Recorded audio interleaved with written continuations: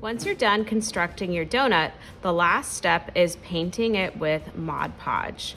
Mod Podge is a glue that dries clear, and it will add a shiny surface to your donut. It will also help all the parts of your sculpture stay together. When you do this, you just want to paint a thin coat of the Mod Podge around your donut. You can go around the parts that you have attached to the donut surface, and this will make it stronger. One thing to be careful about is the different colors of clay that you have on your donut. Remember that we used markers to dye our model magic, so there is ink in our clay. So we do want to be careful not to mix our brush around a lot on the surface of the donut if you have a lot of different colors like I do. The blue and the purple could get onto the tan parts of my donut or the pink parts, and I might not like that very much. So I'm going to paint each part individually. So maybe I'll work on all of the Captain Crunch pieces for this donut, and then I'll work on the blue and purple parts and then the pink and red because those are similar colors. You also don't have to paint the bottom of your donut, just the sides.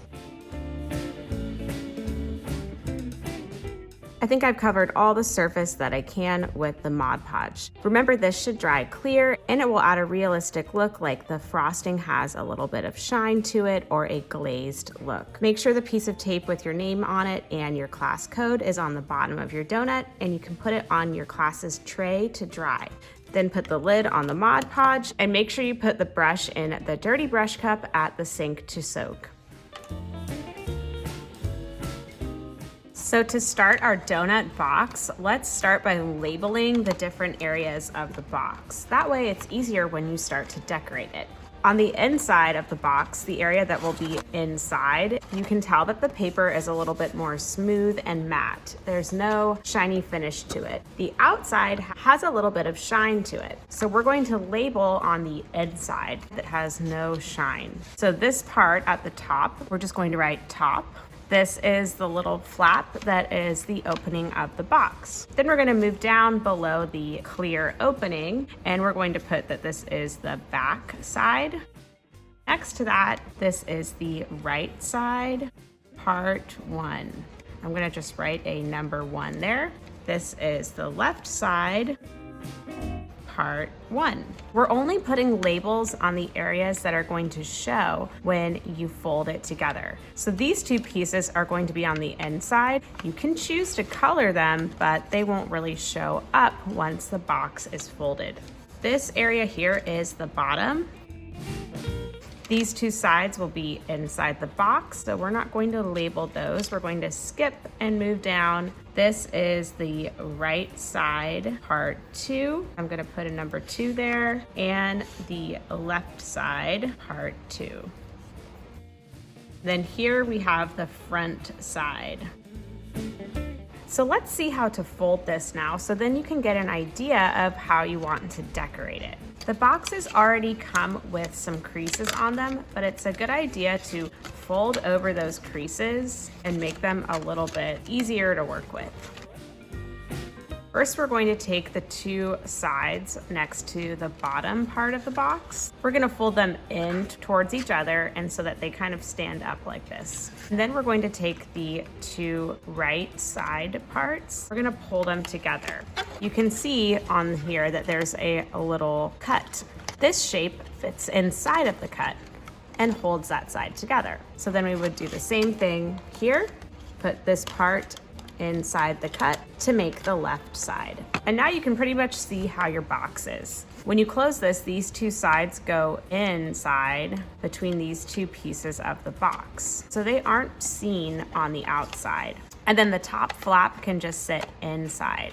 So now you can think about how you want to decorate your box. You may want to put a label for your own donut shop on one side. This would be the front side. That might be a good place to put it. Or maybe up here around the clear opening. Even on the back, you could put some kind of design, or the bottom. To decorate your box, you're going to want to take it apart and work on it while it's flat, like a piece of paper, not while it's folded. One thing that we need to do is on the back side of the bottom part, so the side that will show, we're gonna write our name and our room number. And I'm gonna do this with a Sharpie. And I'm just writing this pretty small so that it doesn't take up much of my design. Don't forget to write your room number next to it. Now I've created a little donut logo here, and I'm making my donut shop called More Donuts to go with my last name. But you could come up with any kind of donut logo or saying. We're going to use Sharpies to decorate our donut box because they are a permanent marker. It's a good idea to draw things lightly in pencil, and then you can go over it with Sharpie. We cannot get a second box. We only have enough for one for each person. So make sure that you really like what you're drawing and that you want it there before you go over it with Sharpie. Since I've drawn this with pencil and I like it, I can go ahead and outline the drawing with Sharpie.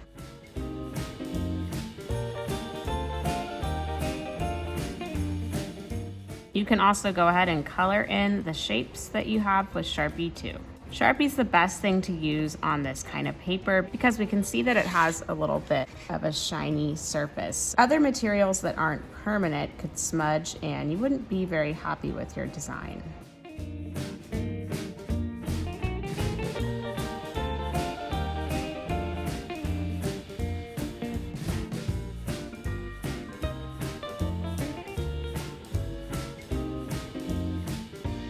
Now that I finished my logo, I think I'm going to add a pattern of dots around it. You could choose any design that you like to decorate. It could be a pattern like this is dots, it could be stripes, it could be a solid color, as long as you are decorating your box.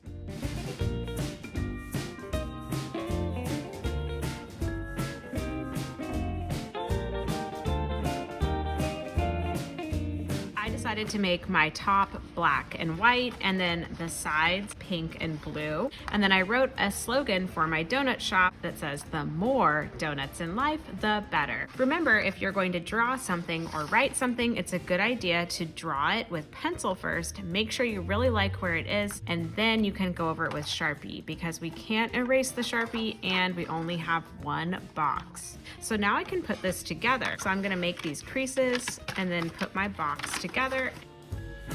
Remember, you're going to pull the sides together, and then this part fits inside of the cut on the other side of the box, and the side stays together like that.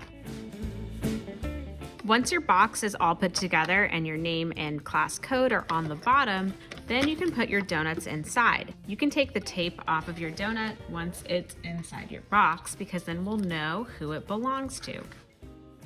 And then you can close the box and you have a place to keep your donuts and you'll be able to see them through the window at the top. I hope you had fun creating your clay donut project and making a box to store them in. I can't wait to see how yours turns out.